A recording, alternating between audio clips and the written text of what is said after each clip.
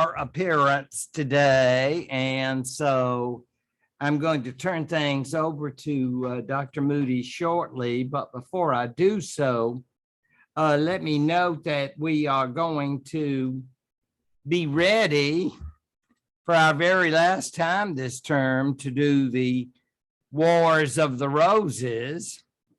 And that will take the full time, because in the spring, we've got to go on with those Tudors, starting with Henry VII and Henry VIII, and after the demise of that Richard III, the so-called unspeakable one. And I don't want to give any ideas at this early stage, except to note that we are more or less, by the time we get to the Tudors, we are clearing away from, not completely, but more or less clearing away from our many French problems, so that we can go across the Atlantic and begin problems with them. Because we all know that the British Empire is going to be very, very significant in our history and in theirs. The fact of the matter is that all that will be left of English France will be Calais. And if you ever have occasion to stop by Calais or consider it, just remember that fact, that it has its own very interesting history. And I understand it is still a port of entry into the United Kingdom by many refugees and others. But in the context of our period, it was very valuable, not so much for tourists, but for military purposes, and very important for them. At the time with which our excellent speaker is going to be dealing, we have a very interesting situation in both England and France. To repeat, just in case you've forgotten, our King of England is a young boy, very young boy, who's half English, half French, which doesn't make him very unusual in the history of the monarchs. This, of course, will be Henry VI, who by virtue of his father and mother, Catherine of Valois, will be considered the king of both England and France. On the other hand, for Valois people like our guest speaker, there will be a claimant to that French throne by the name of Charles. We Anglophiles would call him so-called Dauphin, because his own parents had basically written him off. And the French were so tied up in their own civil wars that Louis, aka Louis VII, was in many ways indisposed, incommunicado. No one was sure what would become of him. And as I mentioned to you last week, as far as the English are concerned in France, they have one of the little king's uncles, a very great man who had the title, that's my prejudice coming out, the Duke of Bedford, who was running the English government in France. And I might add, very successfully. He died prematurely, and then it went kaflooey. Because remember, when we're talking about the amount of time going on in here, we are talking about the end of the war coming in 1453. But of course, no one knew that.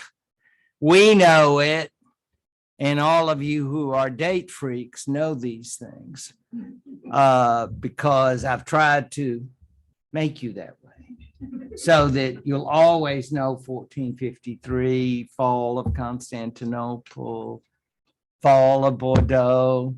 I could go on, but I'm going to let it go and appreciate the fact that Henry VI will have a very long reign ahead. And not unlike his uncle, his French uncle, his French grandfather, I should say, it will be a long and dreary reign. And a very sad one. Before I can let him go, though, I feel like I need to say something nice about him. You keep on talking about he's such a loser and blah, blah, blah. And there's no reason you should say something nice about him. It's really up to me. And I want to do that now. We all, we're into Tiger Giving Day. But what if you were into Cambridge Giving Day? And I don't mean Massachusetts. I mean across the Atlantic. You would run into all kinds of Henry VI people. Yeah. People who love Henry VI. Well, in my imagination, they do. I mean, it's like, yeah, don't walk the streets of Cambridge and ask people, don't blame it on me. I had nothing to do with it. I'm just saying he made great contributions to the music and art, like the boys' choir, and he was quite a patron of the fine arts at Cambridge. And so he had many interests of that sort. So when you're going to ratemyking.com, I hope you will consider that when you give him your overall assessment. So don't give him no stars. 1 star for his patronage of the fine arts. Even as we understand he will be the last of our 3 Henrys, and of course, the end of the Lancastrian line, as we are going to see. That it would happen so sharply insofar as France is concerned has a lot to do with, of course, the English situation. But I think there are people who would say it may have had something with a certain individual who seemed to have stirred up feelings about the Valois monarchy. And after our speaker tells us, you may, as I will, from the peanut gallery, have questions and comments to her about this particular issue, because this is an issue. If you are an Ingrid Bergman fan, as am I, then 1938 is your year. If you're a Jean Seberg fan, 1959. It just goes on and on. All of the Joans of Arc through celluloid. Yes, because you rightly ask, how many Henry VI can you name? Do you think there were any superstars going for that role? No, but they were going for Joan of Arc, because how many of us have been utterly fascinated, even as children, because frankly, there are just not many people like her. I would call her a oneer. And I've studied some saints, let me tell you. I've seriously studied saints, but this is special.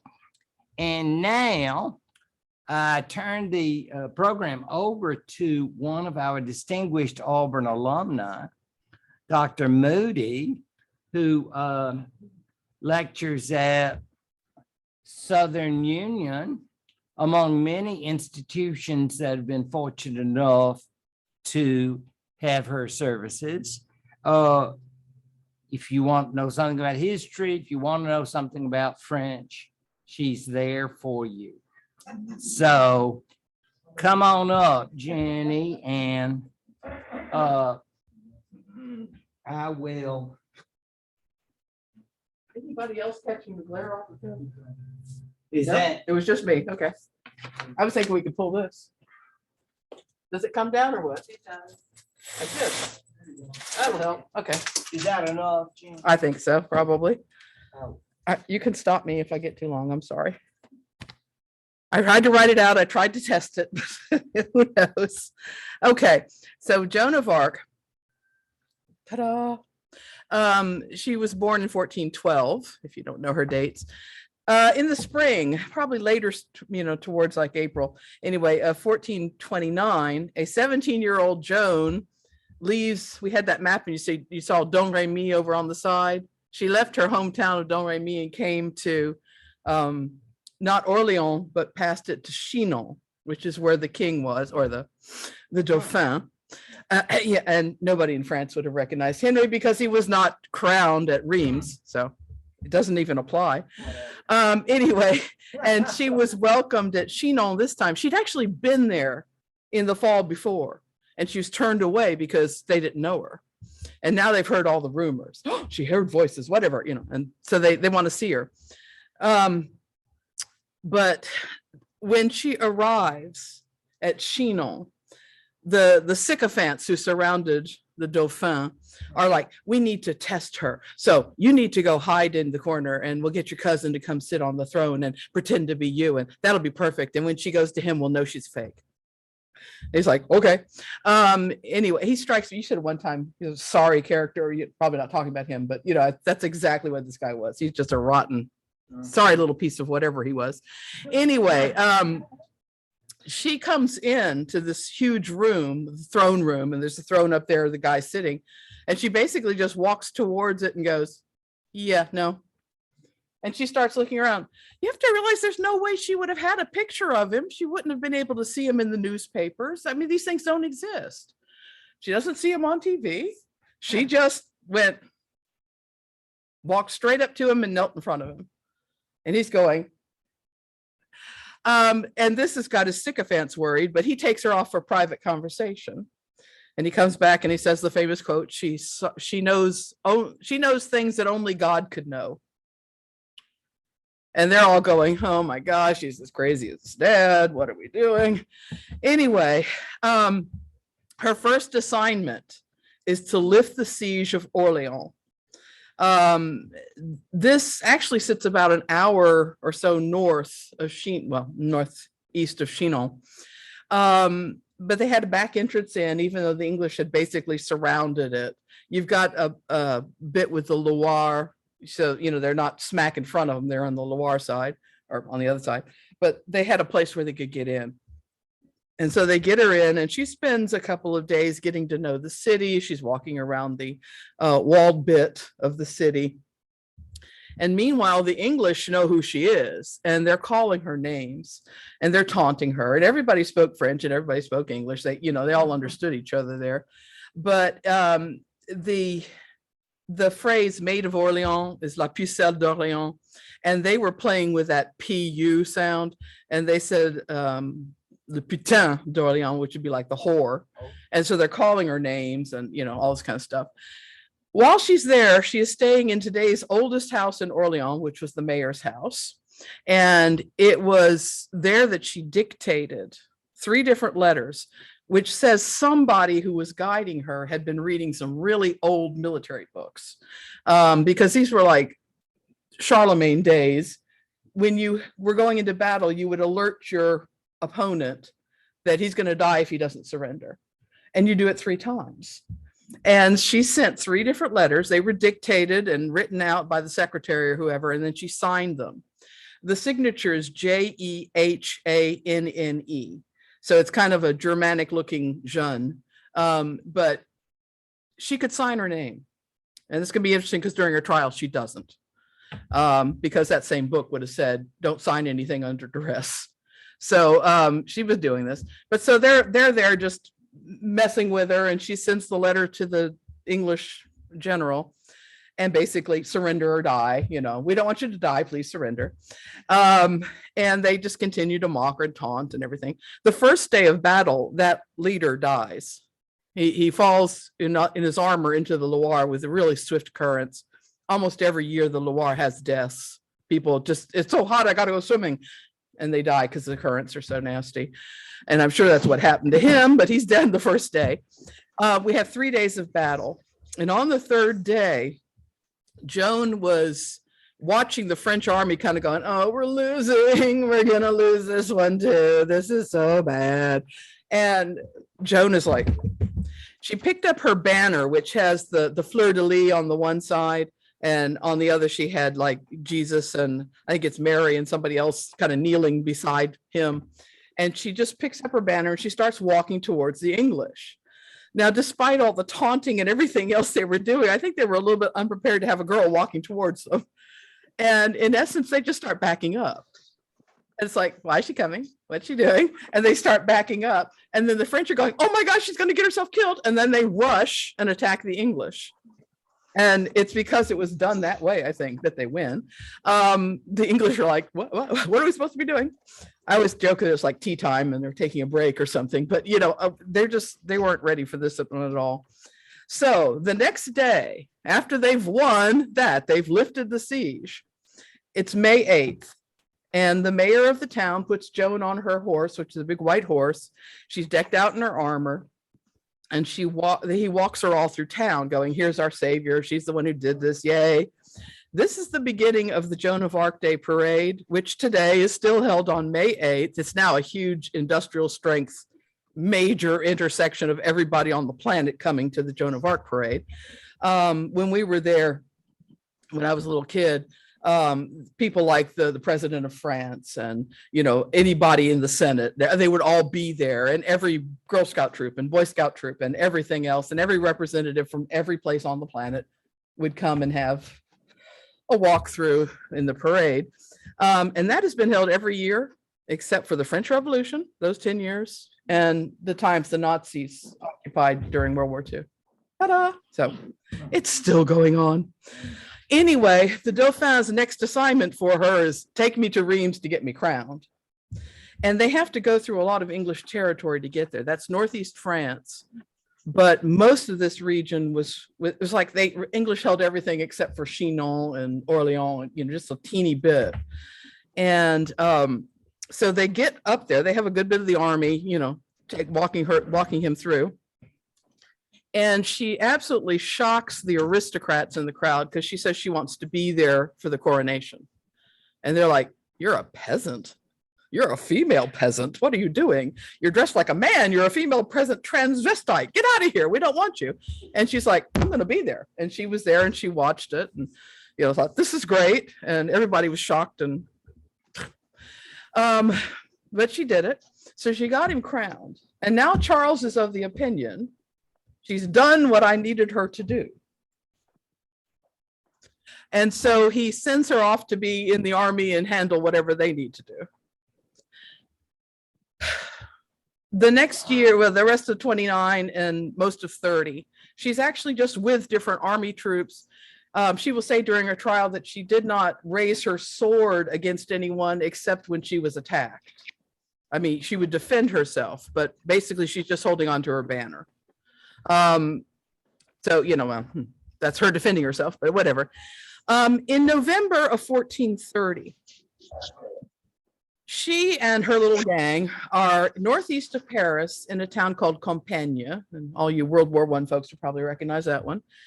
The weather was what we would here in the States call an Indian summer. It was a lovely, sort of warmish day in the 50s or the 60s, the sun shining. It just looks great. And they decide to go out and reconnoiter. It was Joan and 9 or 10 other guys. And they go out and they're looking around, and Joan comes back and she can't get in. She's not allowed in the city. And immediately Burgundians come and take her away. So I think someone staged that. Locked the door, and she, no one's there to answer her call. So the Burgundians come and get her. What I thought was fascinating is the whole time she's held by the Burgundians, she's not held by the Burgundians. She was held by Luxembourgers and Burgundians for a few minutes, and then she just shifted around occasionally. The Burgundians immediately offer Charles VII the chance to get her back. And they say, if you give us 10,000 francs, we'll give you Joan. And he's like, well, she already got me crowned. Who needs her now? And he's like, I won't pay. And even his sycophants are kind of like, well, why aren't you paying? This is not good. This doesn't look good for you, guy. But he doesn't pay. And so the Burgundians are like, okay, anybody else? And of course, the English are right there. There was a guy named Pierre Cochon who was acting as an ambassador for the English to the Burgundian court. And Pierre Cochon is going to be put in charge of the trial. So he is one of the instrumental players in getting her. And they take her to Rouen, which was an English-held city. He's a bishop of a couple little places, and he desperately wants to be Archbishop of Rouen. And so he's agreeing with anything the English say. So she's taken to Rouen. This is technically a church court. And Joan seems to recognize what the church court would be offering her that she's not getting. Like, she was supposed to have a nun staying with her. She never had a nun staying with her. She was chained to 2 men during the day, and she was chained to a massive log at night.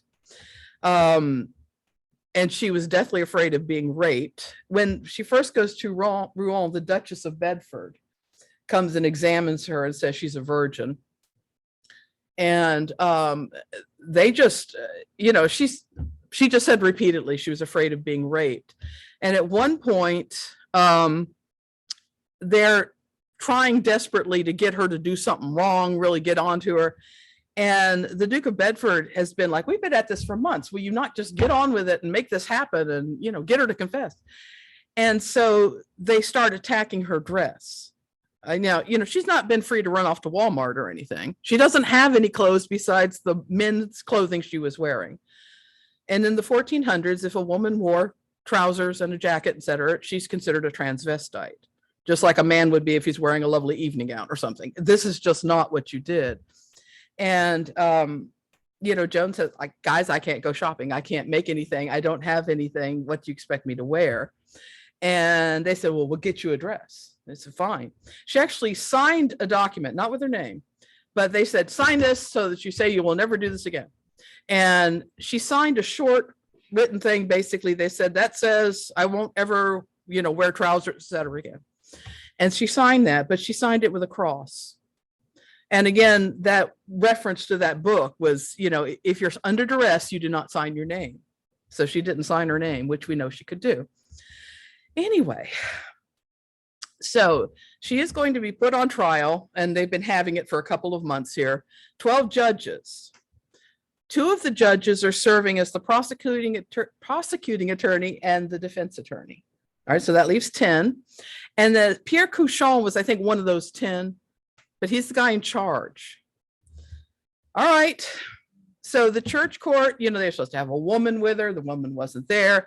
At one point, there's a break in the trial records for 3 days.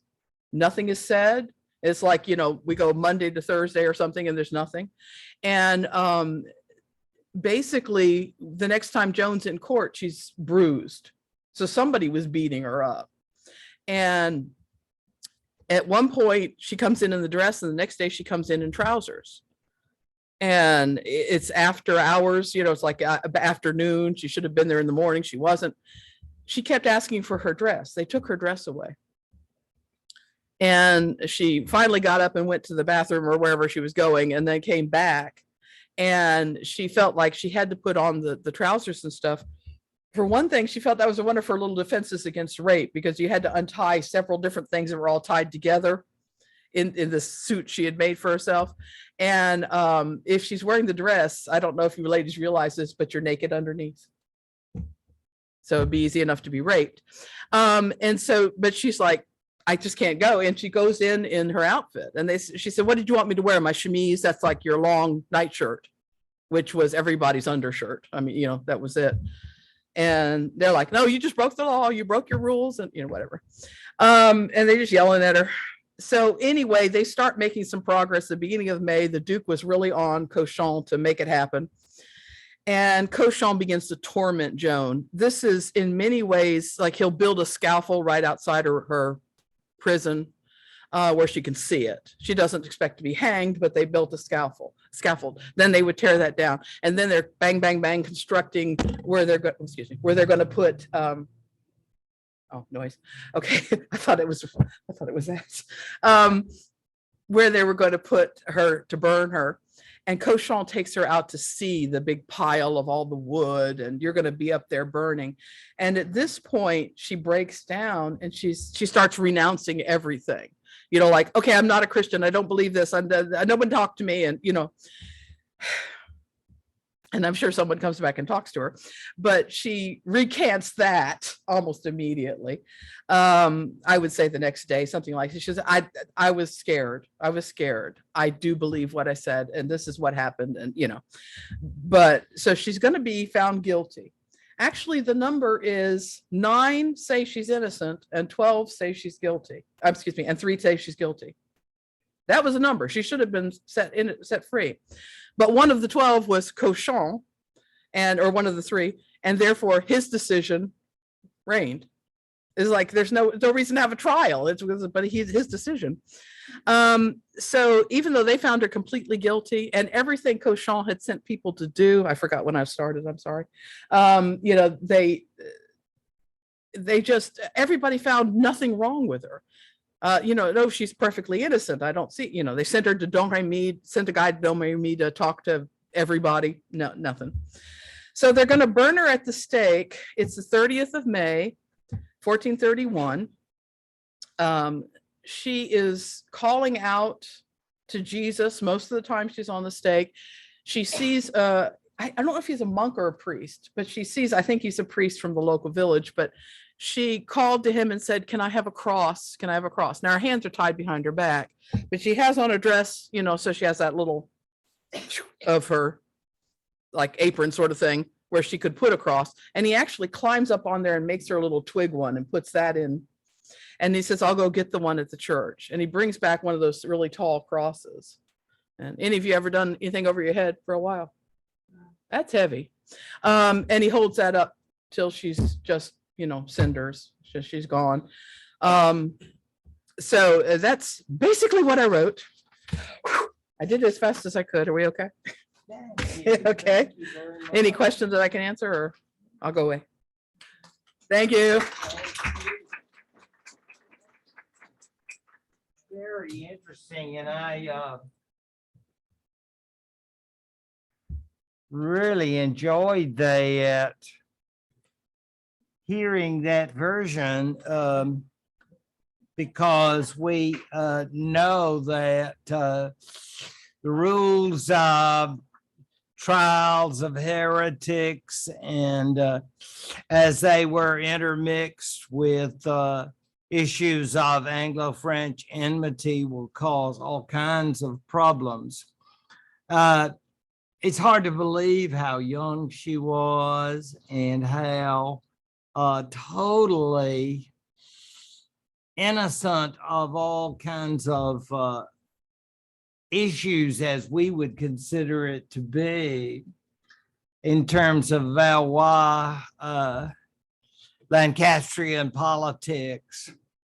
Because you think when we were 19, you think, how did all of this happen? Of course, we'll never know, because the sources tell, Jenny told us a lot of sources which course, I guess, were probably used by the court, by the papal court when she was declared a saint, which was part of, shall we say, better understanding between the Pope and France in yes, that's right, you heard me, 1920.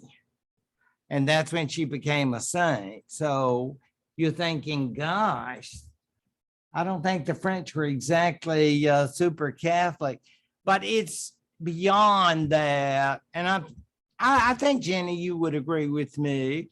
I think Joan of Arc is so beyond Catholicism.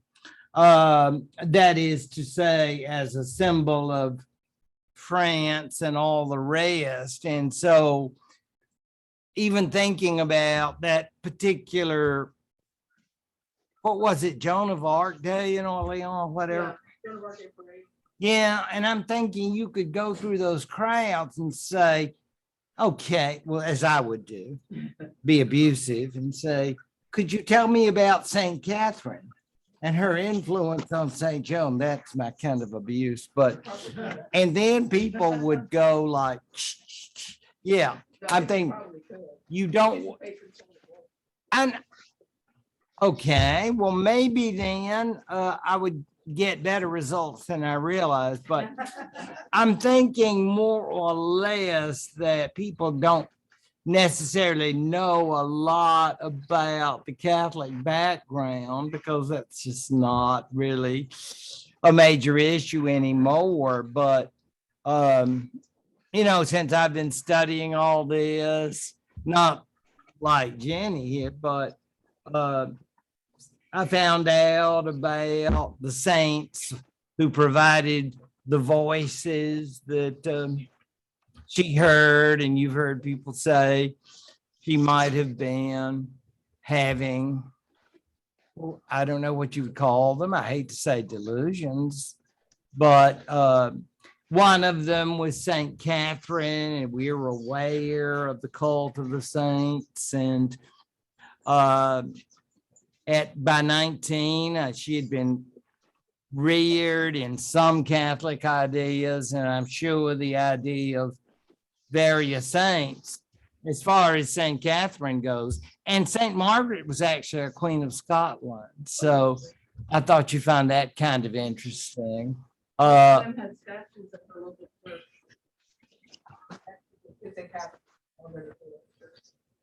her church, where? Oh, yeah. And so obviously St. Catherine was actually a virgin martyr who had been persecuted by one of those nasty pagan Roman emperors. And so you get the sense, it's almost like prepare the role. And it certainly worked well. I mean, because after all, she hadn't had ROTC in school, I mean, it's not like, you know, you always think she was a secret warrior or something, but it is truly an amazing phenomenon.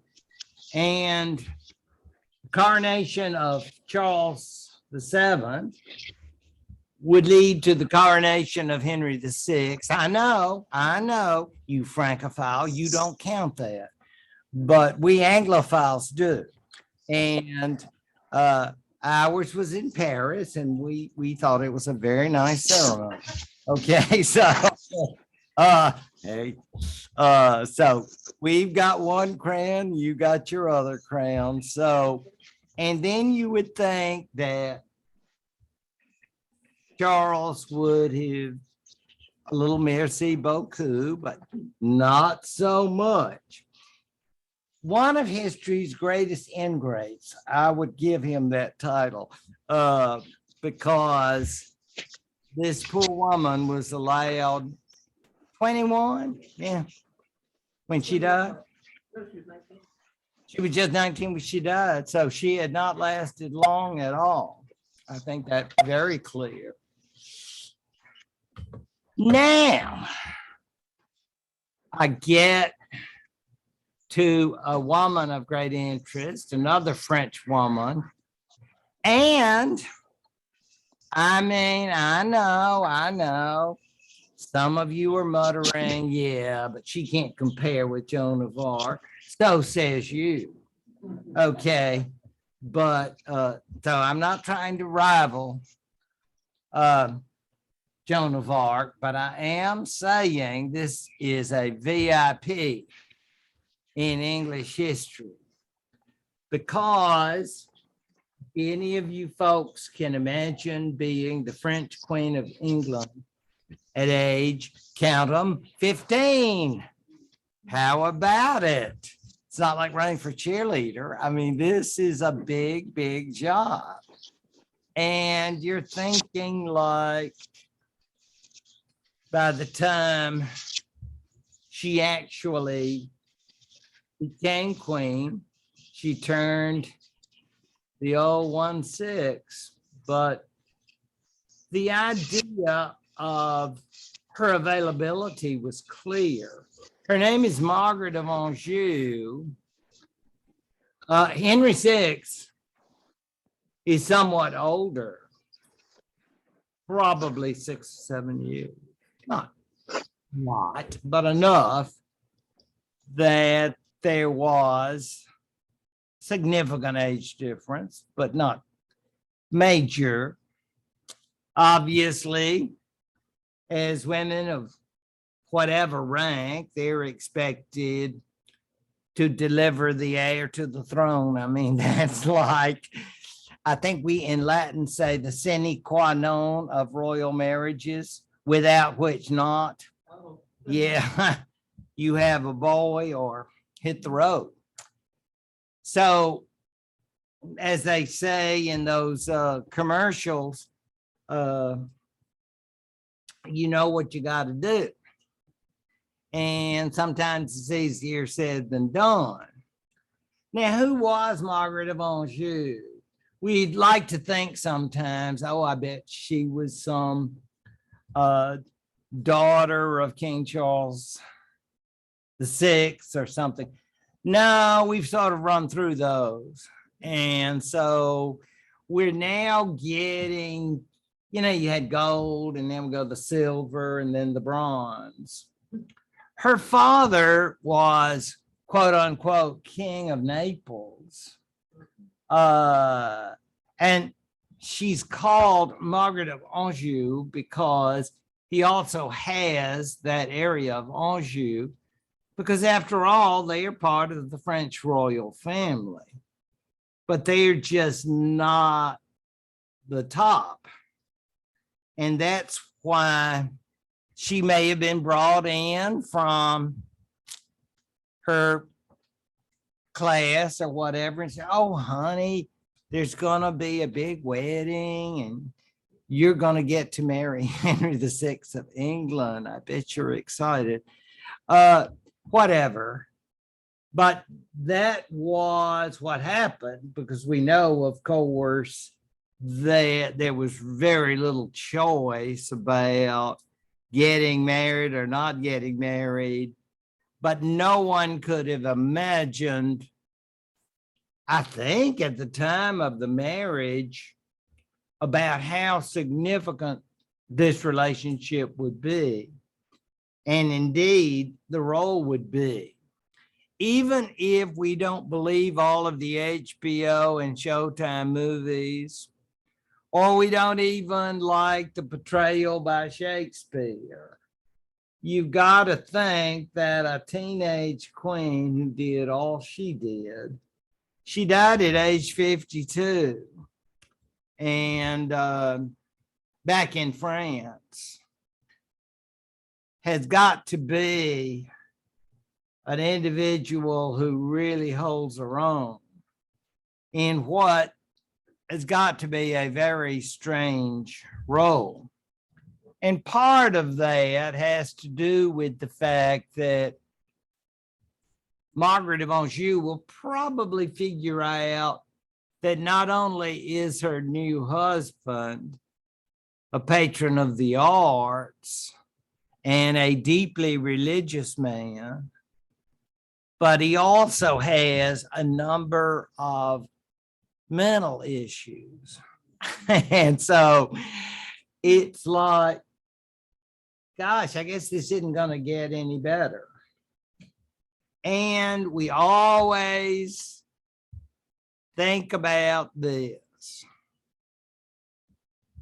It comes through his mother, Catherine of Valois, who had been rather briefly married to Henry V.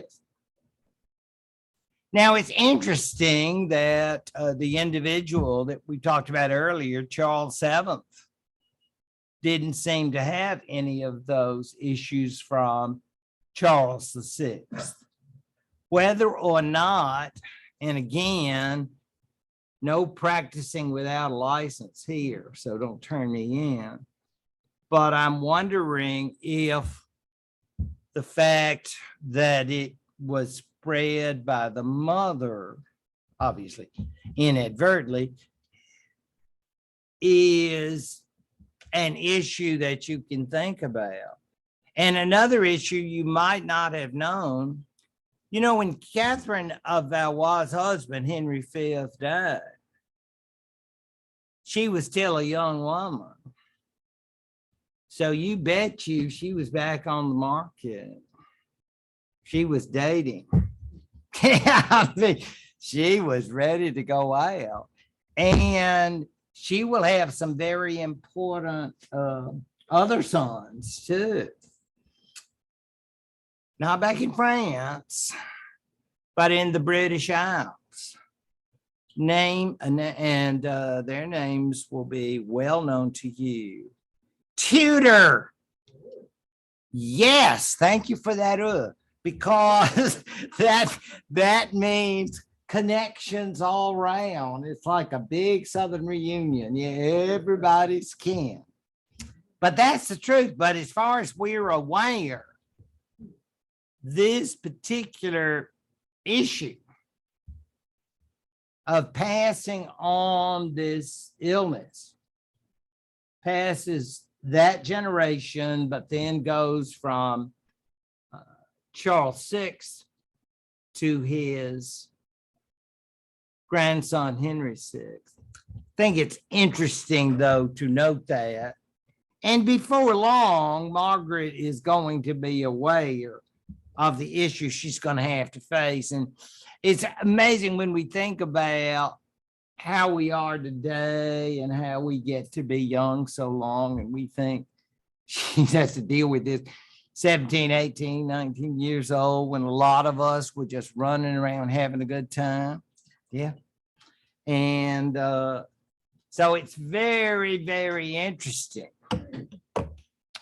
Did Margaret enjoy being queen? We.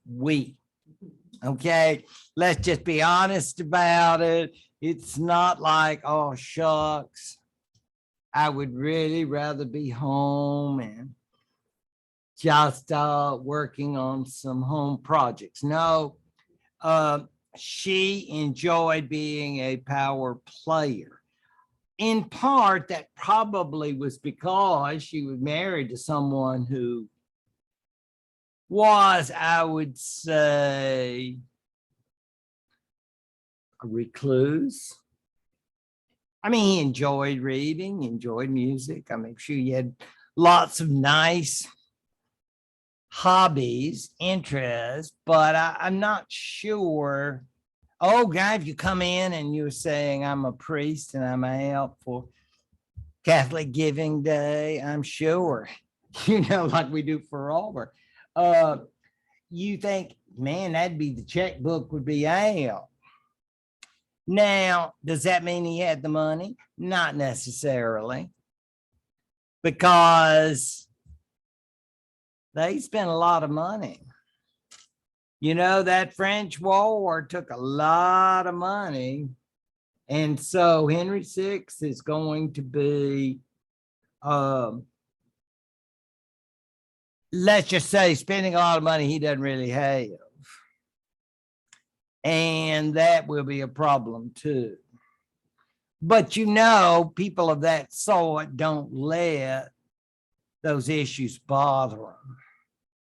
That's for us middle class types that we worry about debts and owing, but so if you are royalty or connected to them, then you can understand that feeling. I mean, that's really not my issue, worrying about debts. So Henry III spent quite a bit, and he gave very generously to these religious institutions. Now, all of that is to say that Margaret wanted to establish her role, but there are going to be individuals who will not want Margaret to be able to do this. Is it because she's a woman? I'm sure that was a factor, but I'm not sure that that was the major factor. I think it had much more to do with this fellow, the Duke of York. As we all know, the title Duke of York has been and remains a very, very important one in the royal family. The estates of York, you say, well, how is it now? Well, we're just getting there to a big old tree. And you are going to get to see yourself how all of this fits. It's huge. Gorgeous branches. It's just, I spared, no, I cut nothing down. No hewing. But all of this is to say that this particular branch of the family is going to be observing the scene with Henry VI and Margaret, and even before Margaret, because Henry was single for a long time, you know, and he was there with his mother, I guess, and she started dating, and she was moving on, doing things, and so he had his sycophants, they always do, who were working with him, and so yes, he went to all the dating websites, and then Margaret of Anjou comes across the water. But before Margaret is around, this cousin, Richard Duke of York, says, always beware when a cousin says, I just want to help you. We are the same blood. I'm crazy about you. I just love all your family. I bet you do. Yeah, so that is the idea. And of course, you know how this works. It's like Henry, it's not a fair fight. Henry versus his cousin, the Duke of York, because Henry's not all there, and the situation will merely worsen. And so more and more of the authority of the monarchy will come under Richard. And I suspect our little 16-year-old Margaret, I suspect she got there even at the wedding reception. She was beginning to sense something was amiss, that he had just a little too much to say about what was going on with the government. So that is to be borne in mind, that this will be, of course, the basis for what will become the Wars of the Roses. Now, if you think back to, gosh, I think it was 1989, Michael Douglas and Kathleen Turner, It was called the War of the Roses. And then I cringed a bit because I thought, you're just encouraging ignorance, because then people will think that was what it's called. And everyone in history, eat pedants or not, want it to be correct, because in fact, we talk about this as it was a series of encounters and not merely one. As far as being the Wars of the Roses, as usual, there are various individuals who are responsible for that particular name, none of whom were alive at the time. It basically comes from everybody's favorite playwright, William Shakespeare, because of the roses, the red and the white ones, which appear in the play Henry VI,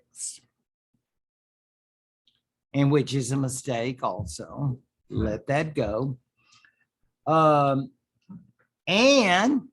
somebody I haven't mentioned yet, but you may have been a fan in your youth.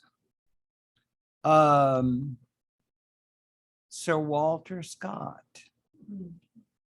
Did any of you ever read Ivanhoe or Rob Roy or any of that? Okay, that's heavy on the medieval romantic, isn't it? And so the idea of a Wars of the Roses, he plays that up in one of the books. I'd never even heard of it, to tell you the truth. When you think of Ivanhoe and Robert, all of those are the biggies. But he must have made a lot of money. He wrote in the early 19th century, and it's very romantic, Scottish, and that sort of thing. That and they love it, the kilts and the dance and all of that. So I guess if you want to sell a lot of books, that was the way to go. So that's Wars of the Roses. That's how it becomes, because man, I love FTD. I love the flowers and all that's great. But war isn't really like that yet. I mean, it's really unpleasant. And so they can call it the Wars of the Roses, but it had to do with the elimination of a lot of people who were either supporting Henry VI, really Margaret, and their future, or these Yorkists.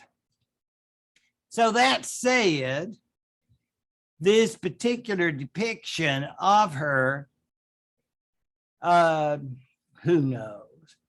But it's interesting to think that now she becomes so very English, and apparently becomes a major influence over him.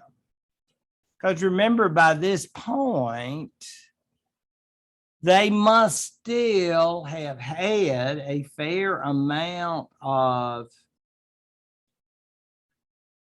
influence in terms of Henry VI and his future. Because Lancastrians, Yorkists, whatever you want to say, will have to do with their struggle for power. And since Henry VI is just the nominal king in name, we're thinking this is really a struggle between the Queen and the Duke of York. It's very interesting to me that in the year 1453, and those who are very careful about their dates will not to be reminded by threats about it'll be on the final. You don't need that. you were already too dedicated, but really surprise your friends at the parties. When you say, what else happened in 1453? And then you go, I learned this at Ollie. Margaret of Anjou got pregnant in 1453. And you're going like, wow. They won't know that. Okay. A lot of people, you heard it here. No extra charge. No, seriously, it is unbelievable when they announced that, God, I guess she was like 17 or 18 by then. They'd been married. It's been several years. And you say, I wonder if anybody is suspicious. Oh, yeah. And I can tell you what their last name was. Well, you can too. It starts with a Y. Yes. Everybody who was a Yorkie said, I don't believe it. This will not be the first or the last time that paternal questions will arise about babies. That's the truth, though. That, and you always think, how could someone who was queen get enough private time for some sort of assignation? I mean, it's like you would really have to have a real tight schedule, wouldn't you? I mean, it's like those breaks. You remember in the museum, we would have those little ollie breaks. And that would be, and I would say, would that be time enough to create a baby? I don't know. I just don't know. I guess I didn't come to class that day in biology, but whatever the case, it is a very, very odd situation. And you can believe me. I mean, everybody's going like, oh, wow, this is just wonderful. Hip, hip, hooray. The way they're 5 stars. We're just so excited, you and Henry. We just wish you all the best. Bon chance. Isn't that the way you all say it? So all of that is to say that that's what they're saying. And I don't know if they were sincere. I think they were insincere, just my opinion, because of what has happened. So 1453 is a very odd year, to say the least. If you were part of the English regime in France, you're now out of a job, aren't you? Because all of France, except for Calais, has now been taken by the French. You remember those Burgundians? Oh, they were, yes. Do they sing the Marseillaise? I don't know. They supposed to, though. Burgundy, French. But they weren't always loyal. They were up for the big bid. They could get it. And as far as that's concerned, they decided to go with the French side. And that, of course, more or less ended any English opportunities to maintain themselves. As far as Margaret of Anjou had been concerned, she'd actually persuaded Henry to provide the Valois government, and this is unbelievable, with the area. And Jenny, you might have to help me here, because it's not like our wonderful state of Maine. It's Maine, is it not? Over in the sort of M-A-I-N-Z. N-E, yeah, man. N-E. M-A-I-N. It's near Normandy and Anjou.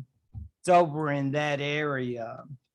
And so that is more or less an area that she somehow persuaded her husband to cede to the French. And I'm thinking, boy, that would take a lot of activity. I don't know why he did that, but I'm sure the Yorkists said, next time you want to see territory, let's talk about it. But it all faded. And of particular concern to me personally, in terms of my own interest, was the fall of Bordeaux, because Bordeaux had long been the kind of capital of that southern English area. And, the romantic in me, whenever I thought about that, I was thinking about maybe there were these devoted Francophiles who were in there cheering and all that. But the truth of the matter is, people down there could care less. It's just another bunch of folks ruling over us. It takes a long time for the French, or I guess a lot of other people, to get that sense of nationalism. And I put that word in quotation marks because it makes me nervous, because some of those movies I was talking about, I would go on YouTube and watch a little bit. And then, being a little cowardly like I am, I would shudder, because they would, like previews of coming attractions. And they would always say, and then French nationalism standing up against the English rascals. And I'm thinking, no, mais non. Crying out in protest, because it just didn't work that way. But I guess we eat more popcorn that way. So who am I? What do I know? But the idea, that French versus English, I'm not as clear on that. That takes longer to brew all that together and to keep it going. But what we do know is that in terms of France and England, we have left Calais. And we're going to keep it until 1558. So, that said, if you're English, but we're happy that Margaret's pregnant, unless we remember the Yorkist family. And then we're sort of sad, depressed. And that's when all of the rumors will start about who might have been the real father. And you'll love this. Do you remember, I've talked about this so often before, John of Gaunt's third wife, such a romantic figure in some tales. And of her children, they were ultimately made legitimate by act of parliament, but they could not inherit the throne. And actually, it will be from that line that the individual who made the most rumors were about him. He was Beaufort. And he would have been a duke who would have been like Margaret's chief associate in helping with Henry VI. And then you can see how the rumors might have started. But it's interesting, this family furnishes so many interesting individuals, shall we say, who are from this particular period. They're right there on the cusp of power. They can't be rulers, but they can do a whole lot. They can make a lot of money. They can get lots of appointments. One was a cardinal, Bishop of Winchester. So he's working in holy dollars, but he's working it. He's working it. Becomes very powerful. So in any event, there is Henry VI. And again, you're always wondering, what's he doing? And I'm assuming all of these groups like musicians or artists and so forth are coming in asking for money. You know, that's what they do. They're always asking rich folks for money. So, yeah. So I'm figuring that he had his hands full, because I sense from what I've always read about it, and this is true of Charles VI, that this was a progressive disease and that it was at first coming in cycles and this and that, the other. So it was not until later years, he died at age 50, but that he would have had times when he was lucid and somewhat knowledgeable. Doesn't mean that he was great. Like, I don't think he was ever a great king. Said he would. It's kind of interesting. And I guess maybe Charles VI was the same way. He'd have little tantrums, you know, like bad children. And you think, but he's the king. Yeah, but they just don't accept things well. They don't go their way. So, very interesting person. I promised. I know, I'm excited too for you. But so you just got to start from the top, because it goes all the way down to what I really wanted to show you here is how you will be able to see poor Richard II, and we never forget him. Bless his heart. Yeah. And you see he has the two wives, and there's Isabella. And remember now, Isabella has a sister, and that sister's going to be married to Henry V. And so, but it's interesting that Isabella is going to be married briefly to Richard II. And then remember, he ended up probably being hungry. Yeah. So that was the end of him.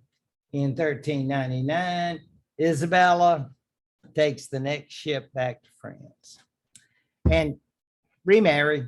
So if someone is going to have genetically caused mental issues that way, it would be someone who wasn't English, but someone who was a result of the next marriage. There's Henry V, and there's Henry VI, and of course, there's little Edward. And little Edward will be the son, in theory, of Henry VI and Margaret of Anjou. This is a oneer. There will be no more. But it is a very, very exciting event. I'm sure for Margaret, if not, well, I'm sure the father was pleased. But Not as much as for Margaret because she has plans. Let's just put it that way. And they involve the boy. And they are some serious plans. So it's like, well, honey, I'll just be happy, whatever career you choose to go. And I'm sure you sign him up for ROTC early on and, do all of the things that you want a future king to do. And meanwhile, of course, let's not forget about his mother and husband number 2 with that striking surname of Tudor. And you can say, can you do that? And she was of that large. Did you just marry Mr. Tudor? He was Wales. I love Wales. Don't get me wrong. But I guess you could, but you just don't get. I don't think they would put that in the society. So, ex-English queen marries Welshman. Something like go to Vegas. What do you tell folks? Yes, it's a chapel. But for our purposes, this is going to be very important just because of being married to a Tudor. So we note that there. Now,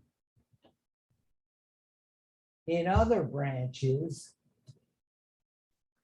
I guess I could also share this with you because you know what connection this is going to be.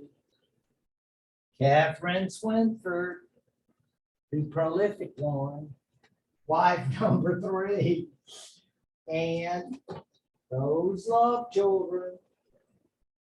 And they just keep on keeping on.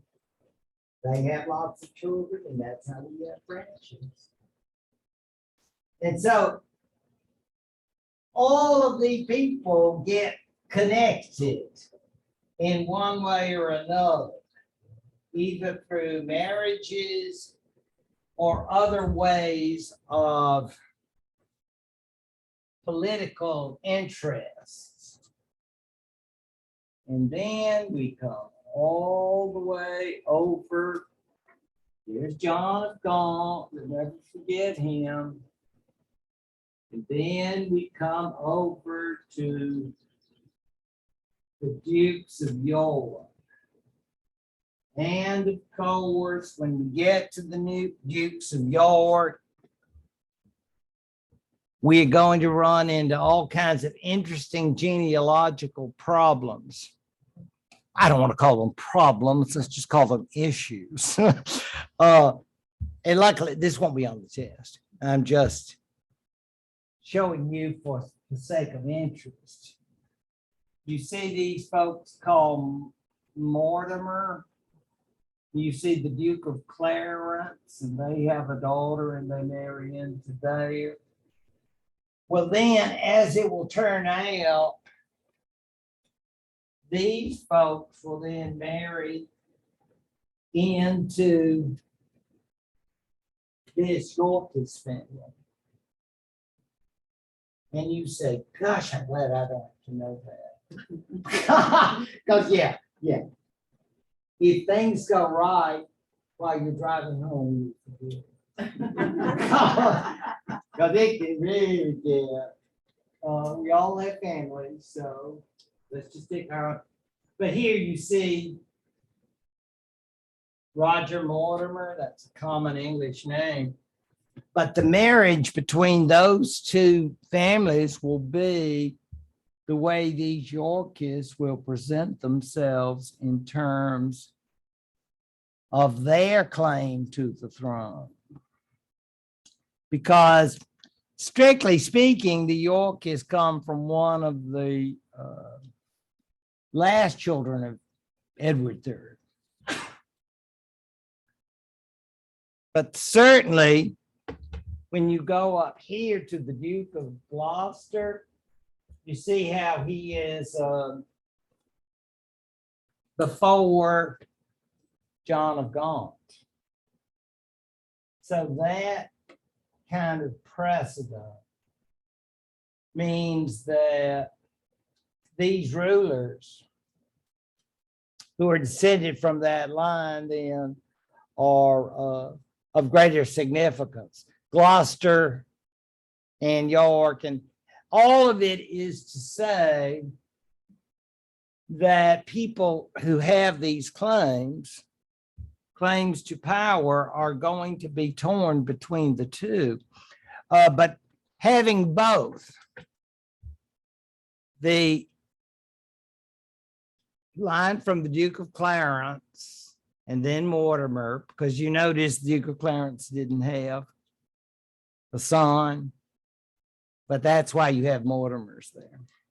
And then, of course, then the two uniting. Few cousins down and you're fine, because the church can give you an understanding that it's okay until you marry. We don't know about genetic issues at that point, do we? So all of that then is to say that the Yorkists are going to have their claims, but until Henry VI, with all of his issues, the losing of the war, in essence, I mean, we've got Calais, but you people, you took the rest of it. And we're hurting now. We're hurting a lot. We understand seriously that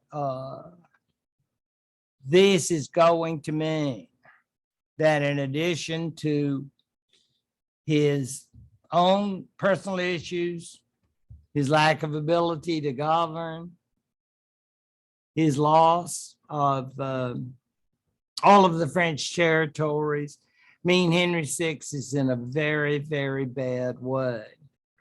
And we are dealing still in the 1450s. So it's a very grave concern. Now, if you were to ask the Duke of York, he says, it's okay, I'm here for you. I love you very much, Cousin Hank. I mean, you know, it's like there must have been some pretense of working together. Margaret, you'll be happy to know, could take time off from her child rearing responsibilities to exercise some involvement in the current crisis, because I think she and her rival, the Duke of York, let's just say they understood each other. They wanted control of the king, because control of the king would determine basically the future of the English monarchy, if you want to go that far. And understand that her plan, of course, was that she would have to deal with Richard, as his name was. Let me see. You can follow that particular line and get, here they are, and then you come down here, and here he is, Richard, Duke of York. And so it's like, I don't know if she was hoping that somehow she could manage him, power sharing, or this kingdom ain't big enough for both of us. I don't know. But it certainly was a major concern, because once she had that son, there were, on her part, with a husband who was declining, He was the golden boy, the future. And, it's all that is a fascinating story to me, that was the lot of medieval female rulers. It's either like you're trying to get the husband up, or you're trying to get the son up, or somebody. It's never you, but it's always there. And that's how she exercised so much power and influence for so many years to come. And we will start there next time and end that term, for the end of the term next time, with those Wars of the Roses. Do we have questions?